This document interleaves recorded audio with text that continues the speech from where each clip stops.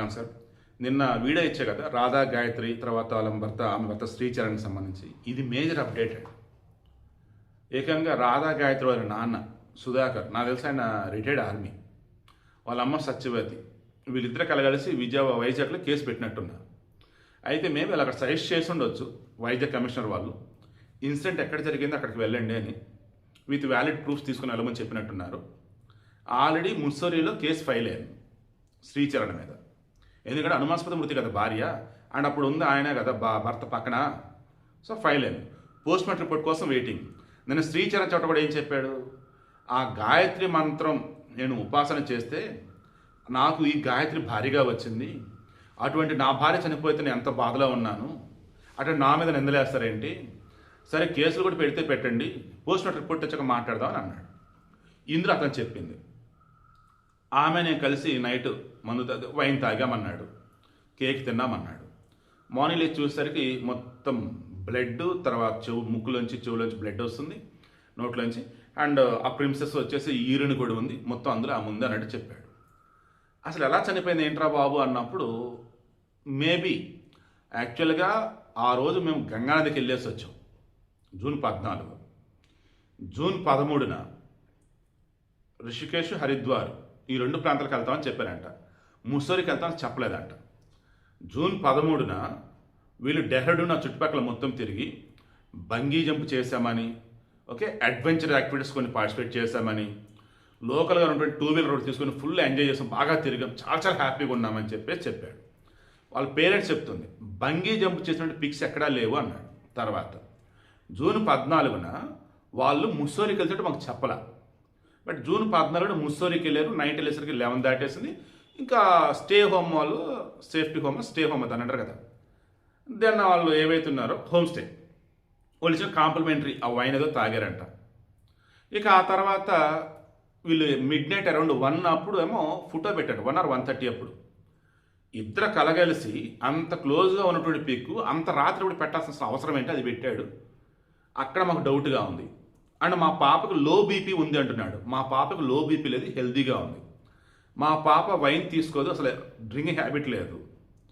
And వీడు మొదటి నుంచి కూడా మా పాపను అనుమానిస్తున్నాడు, మొదటి నుంచి కూడా మా పాపతో ఇబ్బందులు ఉన్నాయి. సో ఇలా చెప్పుకుంటూ పోతే పక్కాగా ప్రీ ప్లాన్డ్గా మొత్తం కూడా అతను ఒక షెడ్యూల్ ప్రిపేర్ చేసుకున్నాడు, ఒక స్ట్రాటజీ ప్రకారం వెళ్ళాడు. ఇలా ఎంజాయ్ చేయాలి, ఇలా ఎంజాయ్ చేయాలి, ఇలా ఎంజాయ్ చేయాలి, మేము ఫుల్ హ్యాపీగా ఉన్నాం, అకస్మాత్తుగా నా భార్య చనిపోయింది, నేను బాధితుడిని అన్నట్టు చూపించుకుంటున్నాడు తప్ప పక్కాగా మా అమ్మాయికి ఏవో ఎక్స్ట్రా డోస్ అయితే ఇచ్చాడు, అది తీసుకుని మా పాప చనిపోయింది, అది తాగేదానిలోనూ తినేదానిలోనూ దేనిలోనూ మొత్తానికి వాడు ఇవ్వాల్సినది ఇచ్చున్నాడు పాపని చంపడానికి. వాడే నా బిడ్డను హత్య చేశాడని చెప్పేసి ముస్సోరి వెళ్ళి అక్కడ కంప్లైంట్ రైజ్ చేశాడు ఈయన. దాంతో పోలీసులు కూడా ఆల్రెడీ అనుమానాస్పద మృతి, భర్త పక్కన ఉన్నాడు, ఫస్ట్ ఎక్యూజ్డ్ అతనే అవుతాడు. అండ్ ఈ డేటా మొత్తం వీళ్ళు ఇచ్చారు. అమ్మాయి వాళ్ళ నాన్న వెళ్ళి ఇచ్చాడు మొత్తం డేటా అంతా కూడా. అవన్నీ పెట్టుకున్నారు. అతని మీద హత్యాయత్నం ఏంటి, మర్డర్ అటెంప్టా, మర్డర్ ఆల్రెడీ అయిపోయింది, చనిపోయినట్టు కదా. సో హత్య కేసు నమోదు చేశారు. హత్యాయత్నం అంటే మర్డర్ అటెంప్ట్, ఆయన చనిపోయింది కదా పాపం. సో హత్య కేసు నమోదు చేశారు. ఇప్పుడు ఇన్వెస్టిగేషన్ చేసి పోస్ట్ మార్టం రిపోర్ట్ చూసిన తర్వాత అప్పుడు అతను అదుపులోకి తీసుకుంటారు. లేదు రిపోర్ట్ అంతా నార్మల్గానే ఉన్నా కానీ ఆల్రెడీ మనం విచారణ చేశారంట, మరలా విచారణ చేస్తారు శ్రీచరణ్ ఏమంటున్నాడు, నా భార్యపై నేను బాధలో ఉన్నా, నా భార్య నా ప్రాణం.